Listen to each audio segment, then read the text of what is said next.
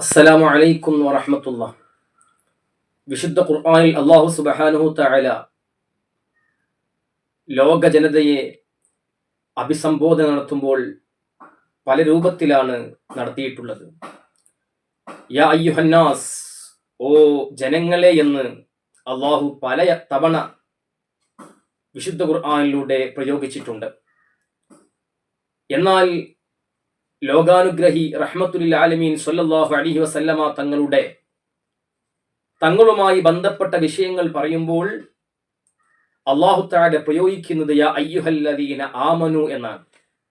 ഓ ഈമാനുള്ള മുഅ്മിനീങ്ങളെ, വിശ്വാസമുള്ളവരെ, മുഅ്മിനീങ്ങളെ എന്നാണ് അല്ലാഹു തആല വിളിക്കുന്നത്. അതിന്റെ ഏറ്റവും വലിയ അർത്ഥം എന്താണ്? ഹബീബായ ലോകത്തിന്റെ നേതാവ് റഹ്മത്തുൽ ആലമീൻ സ്വല്ലല്ലാഹു അലൈഹി വസല്ലമ തങ്ങളുടെ ബന്ധപ്പെട്ട അളമത്തും ബഹുമാനവും ഒക്കെ വിശ്വാസികൾക്ക് മാത്രമേ ഉൾക്കൊള്ളാൻ സാധിക്കുകയുള്ളൂ എന്നുള്ളതാണ്. യഥാർത്ഥ വിശ്വാസികൾക്ക് മാത്രമേ ലോകത്തിന്റെ നായകർ മുഹമ്മദ് റസൂലുള്ളാഹി സ്വല്ലല്ലാഹു അലൈഹി വസല്ലമ തങ്ങൾ ഉൾക്കൊള്ളാനും തങ്ങളുമായി ബന്ധപ്പെട്ട വിഷയങ്ങളെ കൈകാര്യം ചെയ്യാനും സാധിക്കുകയുള്ളൂ. അവരോട് പറഞ്ഞിട്ടേ കാര്യമുള്ളൂ എന്നുള്ള സന്ദേശമാണ് അല്ലാഹു യാ അയ്യുഹല്ലദീന ആമനു എന്നുള്ള ആ വിളിയിലൂടെ ലോകത്തോട് വിളിച്ചു പറയുന്നത്.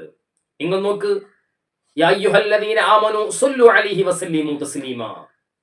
ഓ വിശ്വാസികളെ, മുഅ്മിനീങ്ങളെ, ഈമാനുള്ള ജനങ്ങളെ, നിങ്ങൾ റസൂലുള്ളാഹി സ്വല്ലല്ലാഹു അലൈഹി വസല്ലമ തങ്ങളിൽ സ്വലാത്ത് ചൊല്ലണം, സലാം പറയണം എന്ന് നിഷ്കർഷിക്കുന്ന ആയത്തിലും അല്ലാഹു പ്രയോഗിച്ചത് യാ അയ്യുഹല്ലദീന ആമനു എന്നുള്ളതാണ്.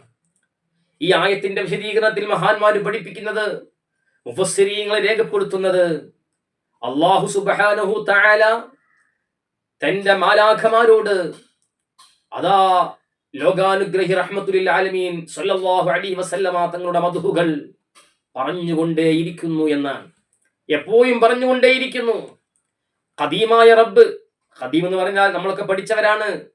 ഒരു തുടക്കത്തിൽ നിശ്ചയമില്ല, പണ്ടേ ഉള്ളവൻ എന്ന് നമ്മൾ മനസ്സിലാക്കാൻ വേണ്ടി പറയും.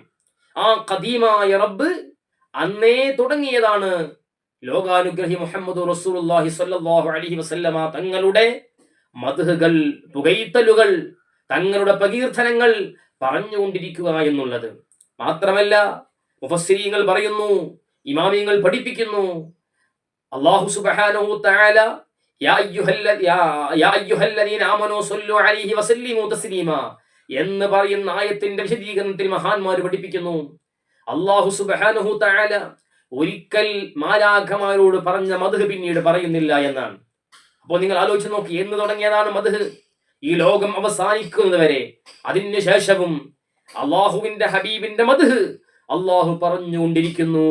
ഇപ്പോഴും പറയുന്നു, പണ്ടും പറഞ്ഞിട്ടുണ്ട്, ഇനിയും പറയും. അപ്പോൾ ലോകത്ത് അള്ളാഹുവിന്റെ ഹബീബിനെ, ഹബീബുൽ അക്രമിനെ, റഹ്മത്തുൽ ആലമീൻ സ്വല്ലല്ലാഹു അലൈഹി വസല്ലമ തങ്ങളെ ഏറ്റവും അധികം പുകഴ്ത്തുന്നവൻ അള്ളാഹുവാണ്. അതുകൊണ്ട് മടിക്കേണ്ടതില്ല. റബീഉൽ അൻവാർ കടന്നു വരുന്നു, വിശുദ്ധമായ റബീഉൽ അവൽ വരുന്നു. ഹബീബിന്റെ മദ്ഹുകൾ പറഞ്ഞുകൊണ്ടേയിരിക്കണം, പാടിക്കൊണ്ടിരിക്കണം, പാട്ടുകൾ കേൾക്കണം. നമ്മളെ മക്കളെ കൊണ്ട് മദ്ഹുകൾ പാടിപ്പിക്കണം, പറയിപ്പിക്കണം. മക്കൾക്ക് മുത്തായ റസൂലുള്ളാഹി സ്വല്ലല്ലാഹു അലൈഹി വസല്ലമ തങ്ങളെ കുറിച്ച് പഠിപ്പിച്ചു കൊടുക്കണം. തങ്ങളെ മദ്ഹുകൾ പറഞ്ഞാൽ കിട്ടുന്ന ഇരുലോക ഗുണങ്ങൾ മക്കളെ തെറ്റപ്പെടുത്തണം. ഇത് അല്ലാഹു പറഞ്ഞ മാർഗമാണ്, വിശുദ്ധ ഖുർആൻ നിഷ്കർഷിച്ച മാർഗമാണ്. ഒന്നുകൂടി ഇന്നലെ പറഞ്ഞതുപോലെ ഓർമ്മപ്പെടുത്തുകയാണ്, ഇത് വിശ്വാസികൾക്ക് മാത്രം കഴിയുന്ന കാര്യമാണ്, മറ്റൊരാൾക്ക് സാധ്യമല്ല, മറ്റൊരാൾക്കും സാധ്യമല്ല. വിശുദ്ധ ഖുർആന്റെ പ്രഖ്യാപനത്തിലുണ്ട്, യാ അയ്യുഹല്ലദീന ആമനു. ലോകത്തിന്റെ നായകർ മുഹമ്മദ് റസൂലുള്ളാഹി സ്വല്ലല്ലാഹു അലൈഹി വസല്ലമ തങ്ങളുമായി ബന്ധപ്പെട്ട എന്ത് വിഷയങ്ങൾ പറയുമ്പോഴും വിശ്വാസികളെ, ഈമാനുള്ളവരെ എന്നാണ് അല്ലാഹു വിളിക്കുന്നത്. അതിനർത്ഥം വിശ്വാസികൾക്കല്ലാതെ ഹബീബുമായി ബന്ധപ്പെട്ട വിഷയങ്ങളെ കൈകാര്യം ചെയ്യാൻ കഴിയില്ല, ഉൾക്കൊള്ളാൻ കഴിയില്ല. മാത്രമല്ല അവർക്ക് മാത്രമാണ് ഹബീബിന്റെ മദ്ഹ് പറയാൻ കഴിയുക. നിങ്ങൾ ആലോചിച്ചു നോക്ക്. അതുകൊണ്ട് ഹബീബിന്റെ മദ്ഹുകൾ പറയുക, പാടുക. അല്ലാഹു നമുക്ക് തൗഫീഖ് ചെയ്യട്ടെ. വസ്സലാമു അലൈക്കും വറഹ്മത്തുള്ളാഹി.